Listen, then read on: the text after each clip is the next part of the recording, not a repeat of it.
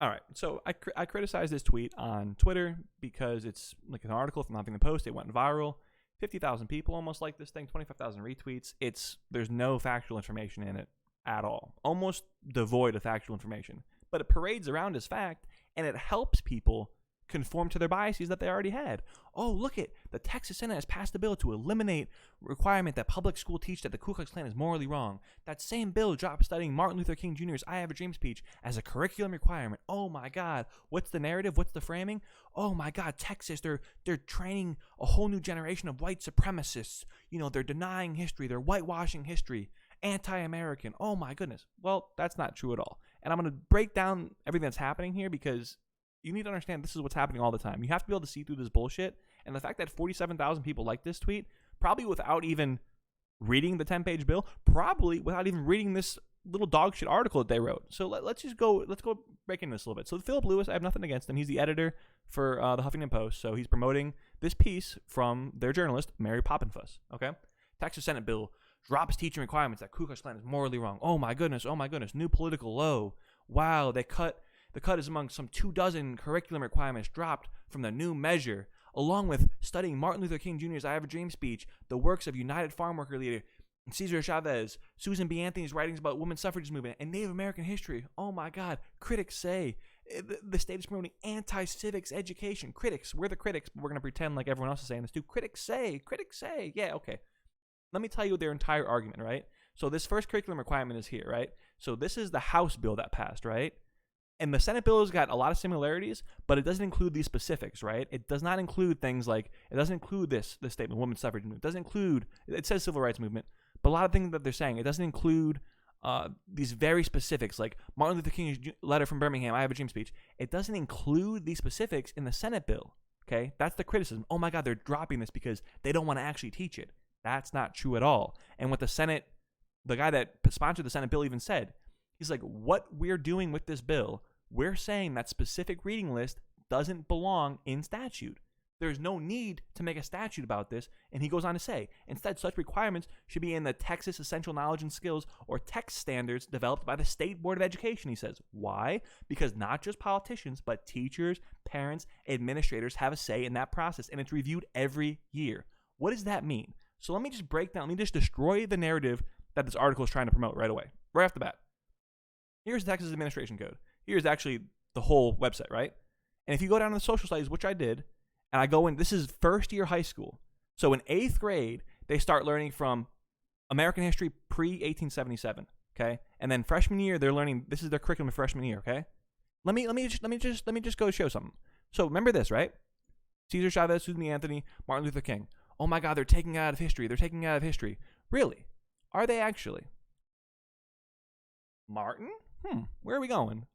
Identify the roles of significant leaders who supported various rights movements, including Martin Luther King, Cesar Chavez, another guy they mentioned, Rosa Parks, like Betty Friedan, like, hello? Like, they're right there, okay? Oh, yeah, what's that one? Susan. Where's Susan at? Oh, evaluate the impact on of reform leaders such as Upton Sinclair, Susan B. Anthony, Jane Addams, Ida B. Wells. I mean, it falls apart on the surface. Their arguments fall apart. There's no facts to them. This is already encoded. All state public schools and charter schools have to teach. This is their required curriculum. So this notion that they're getting rid of all this stuff, that they're getting rid of history, they're not going to teach the brutal parts of American history, and they say, Native American history. Like, if you go to the 8th grade and you go to search for Native Americans, they talk about even the bad parts, the Trail of Tears, the really bad parts. They're not whitewashing history. The Senate Republicans just said there's no need to put this into a statute because it's already in our education codes. It's redundant. Okay, so now that this has fallen apart, the narrative has fallen completely apart. It's bullshit. It's debunked. They're still teaching all these things. They just don't specifically mention it in this bill, the House bill or the Senate bill that got passed.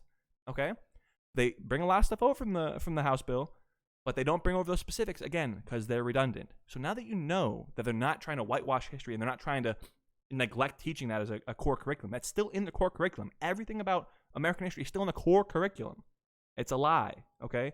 But now I want to do something else. Not only have we just debunked that crap, but I also want to promote what Texas is doing here because I think this is a great framework that every state should be instilling for their education systems because it's going to have a great effect to reduce polarization and to increase, the knowledge and, I don't know, the wherewithal of American citizens as far as when they're dealing with political life. Okay, so the first couple pages, it's 10 pages, I'll put a link. First couple pages is like the administrative stuff, like how we're going to get to where we want to get to. But one key thing I want to point out, media literacy, including instruction on verifying information and sources, and identifying and responding to logical fallacies, and identifying propaganda as appropriate for this grade level and consistent with the restrictions under chapter or section 28.002. So they bring this up a lot, and that's just right here. Here we go. That's just this. This is their core requirements, right? So English language arts, mathematics, science, social studies consisting of Texas, United States world history, government, economics, emphasis on free enterprise system and its benefits, geography, and the enrichment curriculum that also includes, to the extent possible, languages other than English. Health, look at this. This is great. Health with an emphasis on physical health, including the importance of proper nutrition and exercise. Mental health, including instruction about mental health conditions, substance abuse, skills to manage emotions, establishing and maintaining positive relationships, and responsible decision making. And suicide prevention, including recognizing suicide-related risk factors and warning signs. Objectively great things. Physical education, fine arts, career and technology education, technology applications. This is going to be the one that people have a problem with, right? Religious literature, including the Hebrew scriptures, Old Testament, New Testament, and its impact on history and literature. So I grew up in Catholic schools. I'm an atheist now. I grew up in I had a Catholic education as an upbringing, right? This is not the 90s or the 2000s, what they were trying to do with like putting science back or putting religion back in the science classroom, right? This is not giving equal time to, creationism as we give to evolution. This is, looking at religious documents from the aspect of history and from literature to say like, okay, what can we gain from our history? Because these shaped our human history, so we should learn about them. Not teaching religious education. I think that's a key point. And then personal financial literacy. So even if you have a problem with G, the rest of them are objectively good, right? That's the overall curriculum, right? That's the base framework, right? And if we go back to the bill, so now let's go into what the specifics of what they're saying, right? So they keep referencing 28.002.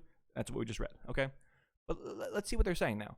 Nothing in this section may be construed as limiting the teaching of or instruction in the essential knowledge and skills adopted under subchapter A, chapter 28, what we just read. Okay. In adopting the essential knowledge and skills for the social studies curriculum for each grade level from kindergarten through grade 12, the State Board of Education shall adopt essential knowledge and skills that develop each student's civic knowledge, including an understanding of the fundamental moral, political, entrepreneurial, intellectual foundations of the American experiment in self-government, the history, qualities, traditions, and features of civic engagement in the United States, the structure, function, and process of government institutions at the federal, state, and local level, the founding documents of the United States, obviously including the Declaration of Independence, United States Constitution, Federalist Papers, including essays 10 to 51.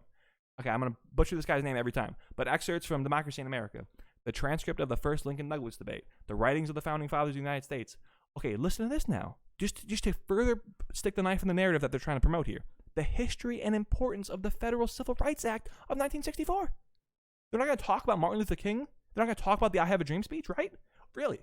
They're going to teach the Federal Civil Rights Act without talking about that? Give me a break. They're going to teach that without going into the history of oppression of black Americans in this country? Give me a break. You can't teach that history without that information. And look at the 13th, 14th, 19th Amendment. The 13th Amendment abolished slavery. You're not going to talk about slavery, but then you're going to teach them about the abolishment of slavery? Obviously, they're going to talk about slavery. Obviously, these kids are going to learn about these things. It's ridiculous. I mean, women's suffrage. I mean, it's ridiculous to say that they're not going to be talking about these things. It's ridiculous. It's patently absurd. It's false. It's not true. Keep going, though. Complexity of the historic relationship between Texas and Mexico. Obviously, this is Texas-centric, right? It's the Texas bill. And Texas and Mexico have a very complex relationship, of course. That should be in our curriculum.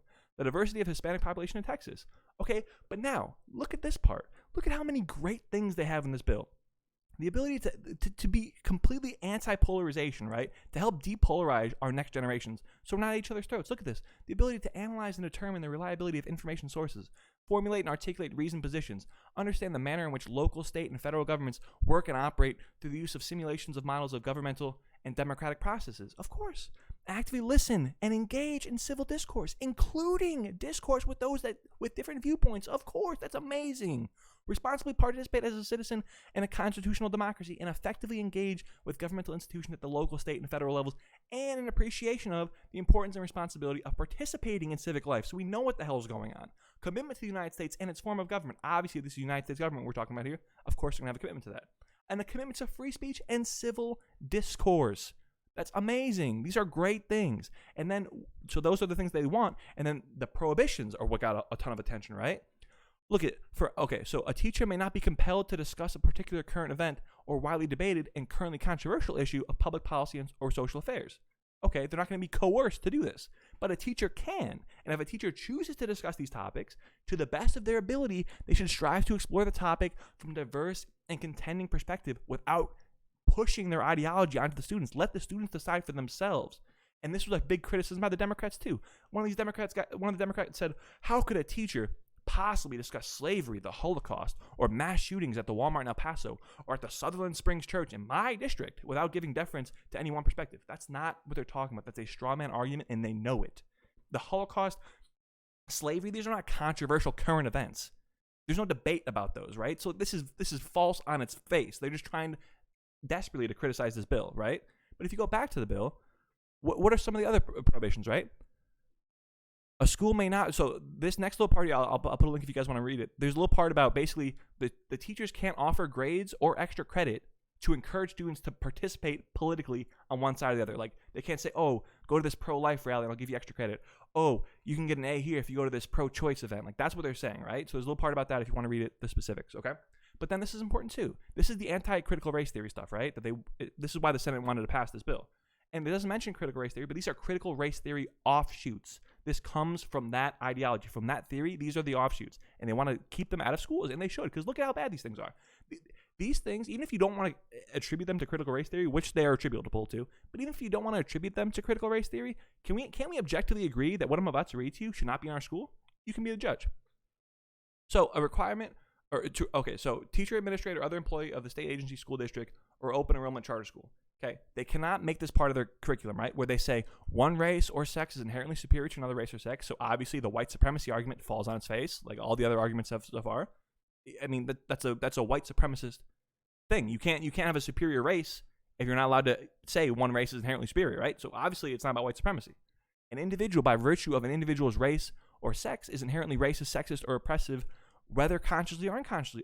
Again, we don't want our students to be learning this. An individual should be discriminated against or receive adverse treatment solely or partly because of the individual's race or sex. Of course not. An individual's moral character, standing, or worth is necessarily determined by the individual's race or sex. Of course not. An individual, by the virtue of an individual's race or sex, bears responsibility for actions committed in the past by other members of the same race or sex. Of course we don't want this shit in there. So if you want to go read the specifics, it's all about that. With respect to their relationship to American values, slavery and racism are anything other than deviations from, betrayals of, or failures to live up to the authentic founding principles of the United States, which include liberty and equality. That's what they're saying. They're saying American slavery was not why we became a country. It was an affront to our ideology. We betrayed our ideologies as a nation by having the institution of slavery in this country for so long. It's not saying that we can't teach about slavery. Of course we're going to be teaching about slavery, but we're not going to teach our students like, "Oh, America happened because of slavery. That's why we're here. Slavery." It's like, it's a simplistic worldview, and that's how the critical race people are trying to promote this garbage. So if you want to go look through the specifics here, it's 10 pages long. I got to cut this short because it can only be 15 minutes for YouTube. But, I mean, the narrative falls apart, right? The narrative that they're trying to push falls apart immediately.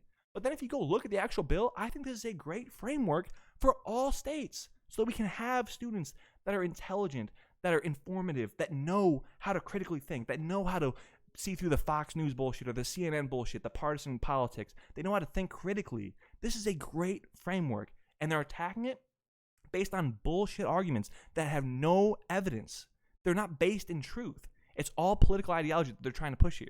So I think this bill is great. I think the overreaction demanded I make a little bit of a video about this just to try and explain to some people that might not know what the hell is going on here. But to me, this is some bullshit, and that's all I got to say. So see you.